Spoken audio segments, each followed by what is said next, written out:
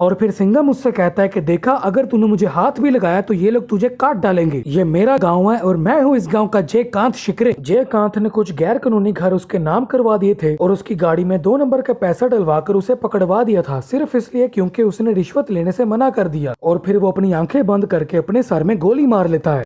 सिंघम की कहानी शुरू होती है और हम बाजीराव सिंघम को गंगा में नहाते हुए देखते हैं। वो गंगा से बाहर आता है और उसके डोले शोले बहुत कमाल के होते हैं। लोग उसे सलाम इसलिए नहीं करते थे कि वो पुलिस वाला था, बल्कि इसलिए करते थे क्योंकि वो एक ईमानदार पुलिस वाला था। सुबह जब वो थाने जाता है तो अपने एक मोहल्लेदार को बहुत बुरी हालत में स्टेशन में खड़े हुए देखता है। वहाँ पर बैठा आदमी कहता है कि इसने मुझसे पैसे लिए और वापस नहीं कर रहा। वो सिंघम को बताता है कि सारे पैसे मेरी बहन की शादी में खर्च हो गए। मैंने इन्हें कहा कि मैं इन्हें 3 महीने में पैसे वापस दे दूंगा, लेकिन ये मुझे पूरी रात मारते रहे। सिंघम उसके मुंह पर चोटों के निशान देखता है और फिर वो उसके गुंडे को जोरदार थप्पड़ मारता है। वो अपने माँ बाप से जाकर कहता है कि अगर इस पर केस हो गया तो इसकी बहन की शादी टूट जाएगी। आपको अच्छा नहीं लगेगा अगर बदनामी की वजह से हमारे गाँव की लड़की की शादी टूट जाए। जितने पैसे उसने उस सेठ को देने थे वो अपने माँ पापा से लेकर उसे देता है और उसके पापा कहते हैं कि वापस लौटाने के लिए तेरे पास 5 महीने हैं। सिंघम उन दोनों को समझा देता है कि आइंदा पैसे का लेन देन कायदे से करना। ये देखकर वो सेठ बहुत हैरान रह जाता है और सिंघम अपनी बुलेट पर बैठकर बहुत स्टाइल से वहाँ से जाता है। दोस्तों, इस मूवी का नाम है सिंघम, जो कि 2011 में आई है और इस मूवी में अजय देवगन एक ईमानदार पुलिस वाला बाजीराव सिंघम के रोल में है। धीरज रखिएगा क्योंकि ये एक बहुत बड़े गुंडे जयकांत शिकरे की और एक ईमानदार पुलिस वाला बाजीराव सिंघम की कहानी है। दोस्तों, वीडियो को लाइक जरूर करना और चैनल को सब्सक्राइब करके बेल आइकन जरूर दबाना ताकि आपको हमारी अगली आने वाली वीडियोस की नोटिफिकेशन मिल सके। उन्हीं दिनों में सिंघम के गोवा में रहने वाले चाचू उनके घर आते हैं। उनकी एक बड़ी बेटी होती है काव्या और सिंघम और ये एक दूसरे से प्यार करते होते हैं। अब एंट्री होती है शिवा नाम के गुंडे की, जो कि एक आदमी को थ्रेट कॉल करता है और कहता है कि हमें 10 करोड़ रुपए दे वरना हम तेरे बेटे को किडनैप कर लेंगे। जिस पर वो अपने बेटे को कॉल करता है, लेकिन उसका कॉल एक दूसरा गुंडा उठाता है। जिस पर वो वापस शिवा को कॉल करता है और कहता है कि मैं सिर्फ 25 लाख दे सकता हूँ। जिस पर एक बड़ा गुंडा जिसका नाम जयकांत शिकरे होता है वो फोन पकड़ता है। वो कहता है कि अगर तुझे पता हो तो पिछले दिनों में बहुत सारे लोग किडनैपिंग केसेस में मारे गए हैं। तेरा इकलौता बेटा है, अब तुझे सोचना है कि तुझे अपनी छाती पर पैसा लगाना है या अपने बेटे की लाश। मैं ये सब इसलिए बता रहा हूँ क्योंकि मेरे साथ कुछ भी करना लेकिन कभी मेरा ईगो ना हर्ट करना। दोस्तों, जयकांत शिकरे एक बहुत बेरहम आदमी था। वो अपने हाथों से पैसों के लिए छोटे बच्चे तक मार चुका था। खैर, जयकांत को उसके 10 करोड़ रुपए मिल जाते हैं और उसके गुंडे उस लड़के का कुछ किए बगैर ही उसके पास से चले जाते हैं। दोस्तों, मूवी की कहानी शुरू हुई थी एक इंस्पेक्टर से। इनका नाम होता है इंस्पेक्टर राकेश कदम, जिसके बारे में न्यूज पर खबर चल रही थी कि वो एक करप्ट पुलिस वाला है और वो पैसों के साथ रंगे हाथ पकड़ा गया है और लोग उनको सरेआम बुरा भला कह रहे थे। उसकी बीवी कहती है कि सब ठीक हो जाएगा, लेकिन राकेश उससे कहता है कि मुझे पुलिस स्टेशन जाना है, कुछ काम है। पहले तो कुछ देर वो अपने थाने के बाहर खड़ा रहता है और फिर जब वो अंदर जाता है तो उनके जूनियर्स भी वही खबरें देख रहे होते हैं जिनमें उनकी वजह से पूरे पुलिस फोर्स को बुरा भला कहा जा रहा होता है। वो सब जानते थे कि राकेश कदम एक ईमानदार पुलिस वाला है, लेकिन वो कुछ नहीं कर सकते थे। वो अपने कमरे में अपनी सीट पर बैठकर सब कुछ याद करने लगता है। असल में हुआ ये था कि शिवा ने राकेश को रिश्वत देने की कोशिश की थी, लेकिन उसने उसे गिरेबान से पकड़ के जलील करके उसे थाने से बाहर निकाला था। एक दिन वो कहीं जा रहा होता है तो स्पेशल ब्रांच वाले उसे रोक लेते हैं। जब वो उनसे बात कर रहा होता है तब उसकी गाड़ी में कोई बहुत ज्यादा पैसे डाल जाता है। उसे उसके बड़े अफसर ये कहकर सस्पेंड करते हैं कि पूरे गोवा पुलिस की बेइज्जती की वजह तुम हो। जयकांत ने कुछ गैर कानूनी घर उसके नाम करवा दिए थे और उसकी गाड़ी में 2 नंबर का पैसा डलवाकर उसे पकड़वा दिया था, सिर्फ इसलिए क्योंकि उसने रिश्वत लेने से मना कर दिया। वो अपने आप को संभाल नहीं पा रहा था, जिस पर वो अपनी बीवी को कॉल करता है। वो कहता है कि मैं तुम्हें और नितिन को इस मेंटल टॉर्चर से गुजरने नहीं दूंगा। उसकी बीवी कहती है कि मैं जानती हूँ कि तुम बेगुनाह हो, जिस पर वो कहता है कि यही बात नितिन को समझा देना और बता देना कि उसके पापा एक ईमानदार पुलिस ऑफिसर थे। और फिर वो अपनी आंखें बंद करके अपने सर में गोली मार लेता है। मरने से पहले उसको अपने बड़े अफसरों से होने वाली बेइज्जती याद आती है और अपना 5 साल का छोटा बेटा याद आता है। जब वो पुलिस स्टेशन जाती है तो उसको उसके पति का चेहरा भी नहीं देखने दिया जाता। न्यूज वाले उसके पास आते हैं और वो उनसे कहते हैं कि मेरे पति एक बहुत ईमानदार पुलिस वाले थे, ये खुदकशी नहीं, ये कत्ल है और इसका जिम्मेदार जयकांत शिकरे है। और मूवी में इस तरह एंट्री होती है जयकांत शिकरे की। न्यूज वाले जयकांत के पास जाते हैं तो वो उनसे कहता है कि इंस्पेक्टर राकेश कदम एक रिश्वतखोर पुलिस वाला था। उसके गिल्ट यानी कि उसके जमीर ने उसे जीने नहीं दिया तो उसने अपने आप को गोली मार ली। अब उसकी बीवी मेरा नाम इस्तेमाल करके अपने मियाँ की इज्जत बचा रही है, लेकिन एकदम से वो पीछे से आकर बोलती है कि तुझे तेरे किए की सजा जरूर मिलेगी, तेरा मरना अब पक्का है और तेरा इंसाफ अब ऊपर वाला करेगा। दोस्तों, इसका नाम होता है मेघा। वो इसके बाद डीजीपी के पास जाती है और इस मामले की इन्वेस्टिगेशन करवाने का कहती है, जिस पर वो बात घुमाने लगते हैं और कहते हैं कि कि हम इस हकीकत को झुठला नहीं सकते कि सारे सबूत और सारे चार्जेस इंस्पेक्टर राकेश के खिलाफ हैं। अब मेघा बेबस हो चुकी थी। स्टोरी जयकांत के पास आ जाती है और वो एक आदमी के चौथे पर जाता है। वो उसकी तस्वीर को देखकर कहता है कि ये अच्छा आदमी था, लेकिन उसका बाप कहता है कि तूने मारा है मेरे बेटे को, जिस पर वो कहता है कि तेरे बेटे ने मुझे इनकार किया इसलिए मरा वो। अरे ओ बुढ़े, कुछ भी करने का जयकांत शिकरे का ईगो हर्ट नहीं करने का। अभी पेपर्स पर साइन करके जगह मेरे नाम कर दे, नहीं तो तेरा फैमिली बड़ा है और बाहर मेरा ट्रक खड़ा है और कोई और न मारा जाए, इसलिए वो जमीन के कागजात पर साइन कर देता है। इसी तरह पता नहीं अभी तक जयकांत कितनी जमीनों पर कब्जा कर चुका था। वहाँ बाहर उसे डीएसपी मिलता है जो उसे बताता है कि आपका अरेस्ट वारंट अब इशू नहीं होगा, आपको मर्डर केस में बेल मिल गया, लेकिन आपको शिवगढ़ के गांव के पुलिस स्टेशन में जाकर 15 दिन के लिए साइन करना होगा। और शिवगढ़ पुलिस स्टेशन में इंस्पेक्टर बाजीराव सिंघम होता है। मतलब समझ रहे हो, अब कहानी मजेदार होने वाली है। जयकांत की जगह वहाँ 2 आदमी जाते हैं और उनमें से एक अपना नाम जयकांत शिकरे बताता है, लेकिन उनको तो उसकी माँ का नाम भी पता नहीं होता, जिस पर उसको सिंघम से थप्पड़ खाना पड़ता है। उन दोनों का बॉस आता है और वो कहते हैं कि जयकांत भाऊ आजकल थोड़े बिजी चल रहे हैं इसलिए ये दोनों आ रहे हैं। लेकिन ये सुनकर सिंघम उसे कुर्सी पर बैठे हुए लात मारता है और उसे उंगली दिखाकर कहता है कि 4 घंटे में जयकांत मुझे यहाँ चाहिए, वरना उसके नाम का वारंट निकलेगा और वो कुत्ता जेल में होगा। खैर जयकांत शिवगढ़ के लिए निकल पड़ता है, लेकिन बहुत गुस्से में। वो वहाँ पर अपनी पूरी फौज लेकर जाता है और गाँव वाले भी समझ चुके थे कि आज कुछ बड़ा होने वाला है। वो थाने में घुसते ही पहले कुर्सियों को लात मारता है, लेकिन क्योंकि वहाँ सिंघम नहीं होता उसे इंतजार करना पड़ता है। और फिर काफी इंतजार करवाने के बाद सिंघम वहाँ आता है और वो उसे जरा भी भाव नहीं देता। वो उससे कहता है कि तू एक खूनी है और 4 घंटे में कुत्ते की तरह यहाँ भाग कर आ गया है। और वो कहता है कि तू मुझे जानता नहीं है, मैं तेरी जिंदगी मुश्किल कर दूंगा, मैं जयकांत शिकरे हूँ। इतने में ही भरकर गाँव के लोग हथियारों के साथ स्टेशन में आ जाते हैं और कहते हैं कि सिंघम भैया कोई प्रॉब्लम तो नहीं है, जिस पर वो उन्हें ये कहकर बेचता है कि कोई प्रॉब्लम नहीं है, मामूली सा गुंडा है ये। वो उससे ऊंची आवाज में गुस्से से ए मैं तेरा ये कर दूंगा, मैं तेरा वो कर दूंगा कहने लगता है। गाँव वाले ये सब सुन रहे होते हैं और इतना सब सुनने के बाद वो उसकी गाड़ियों को तोड़ना शुरू कर देते हैं, जिस पर जयकांत बाहर आता है और वो उससे कहते हैं कि तू यहाँ जिंदा आया लेकिन जिंदा नहीं जाएगा। वो सिंघम से कहता है कि अपने लोगों को इकट्ठा करके मुझे डरा रहा है, जिस पर एक लड़का उसकी गाड़ी के अंदर सरिया घुसाकर कहता है कि एक कुत्ते इसी तरह तेरी छाती में सरिया घुसाऊंगा। और फिर एक औरत कहती है कि सिंघम को अगर छुआ भी तो तेरे हाथ काट दूंगी। और फिर सिंघम उससे कहता है कि देखा अगर तूने मुझे हाथ भी लगाया तो ये लोग तुझे काट डालेंगे, ये मेरा गाँव है और मैं हूँ इस गाँव का जयकांत शिकरे। जिसके बाद वो अपने जूनियर से फाइल मंगवाता है और उसका हाथ पकड़ के अंगूठा लगाता है और कहता है कि अगले 14 दिन भीगी बिल्ली की तरह साइन करने यहाँ पर आते रहना। अब उसके मुंह को ताला लग जाता है और वो बिना कुछ सुने पैदल ही वहाँ से जाने लगता है। काफी देर पैदल चलने के बाद वो एक जगह पर बैठता है और सोचने लगता है कि उसके साथ हुआ क्या है। अब सिंघम ने जयकांत के ईगो को हर्ट कर दिया था। और जानते हो क्या, कुछ ही दिनों बाद सिंघम का गोवा के एक पुलिस स्टेशन में ट्रांसफर हो जाता है। अंदर घुसते ही पहले तो वो सरेआम रिश्वतखोरी होते हुए देखता है और देखता है कि मुजरिम पुलिस वालों को बड़ी बड़ी ऑफर्स दे रहे हैं। उसे देखकर सारे पुलिस वाले उसका स्वागत करते हैं और फिर वो अपने रूम में अपनी सीट पर जाकर बैठता है। लेकिन जानते हो क्या, जयकांत अपने गुंडों के साथ उसी के कमरे में उसी के सामने आकर खड़ा हो जाता है। वो कहता है कि शौक लगा, तू यहाँ अपनी ट्रांसफर की अर्जी से नहीं मेरे मर्जी से आया है, तू मेरे इलाके में है, वेलकम टू गोवा सिंघम। यहाँ मिनिस्टर लोग मेरे पीछे और पुलिस वाले मेरी जेब में रहते हैं। इससे पहले एक इंस्पेक्टर यहाँ बहुत गुलाटियां मारा था, यही कुर्सी यही वर्दी उसने अपने हाथ से अपने सर में गोली मारी थी, तेरे साथ भी वैसा ही होगा, कुछ भी करने का था, मेरा ईगो हर्ट नहीं करने का था। वो चुटकियां मारते हुए कहता है कि अब तू मरने से पहले 1000 बार मरेगा और अब तेरी बारी है। और अब इस मूवी की असली कहानी शुरू होती है। वो अपने जूनियर से इंस्पेक्टर राकेश के बारे में पूछते हैं तो वो बताते हैं कि वो एक ईमानदार पुलिस ऑफिसर थे। जब वो मेघा से मिलता है तो वो बताती है कि जयकांत शिकरे ने उनके साथ क्या किया है। और जब वो डीजीपी से इस बारे में बात करता है तो वो कहते हैं कि जयकांत के खिलाफ सरकार को आज तक एक भी सबूत नहीं मिला और इंस्पेक्टर कदम तो रंगे हाथों पैसों के साथ पकड़े गए थे। हम कानून के मुताबिक ड्यूटी करते हैं, कानून के खिलाफ नहीं। काव्या गोवा में ही रहती थी। वो दोनों रात को एक दूसरे से मिलते हैं कि उनके घर की खिड़की पर कुछ गुंडे आकर पत्थर फेंक कर जाते हैं और फिर उसे जयकांत का कॉल आता है और वो उसे दोबारा से कहता है कि वेलकम टू गोवा सिंघम। अगली सुबह स्टेशन में उसे एक कॉल आती है और उसे कोई कहता है कि आप जल्दी यहाँ आ जाएं, यहाँ मर्डर चल रहा है। वो जल्दी से वहाँ पर जाते हैं और देखते हैं कि कुछ गुंडे वहाँ पर बैठकर चिल मार रहे हैं। वहाँ पर खून नहीं बल्कि मर्डर फिल्म चल रही थी। और फिर जयकांत उसे दोबारा कॉल करके कहता है कि वेलकम टू गोवा सिंघम। रात को सिंघम उन गुंडों का इंतजार कर रहा होता है। जैसे ही वो गुंडे आते हैं सिंघम उनके पत्थर फेंकने से पहले उनके पीछे दौड़ने लगता है, लेकिन तभी सिंघम के पीछे एक ट्रक लग जाता है। वो मरते मरते बचता है और उसे दोबारा से जयकांत का कॉल आता है और उसे दोबारा वही कहता है कि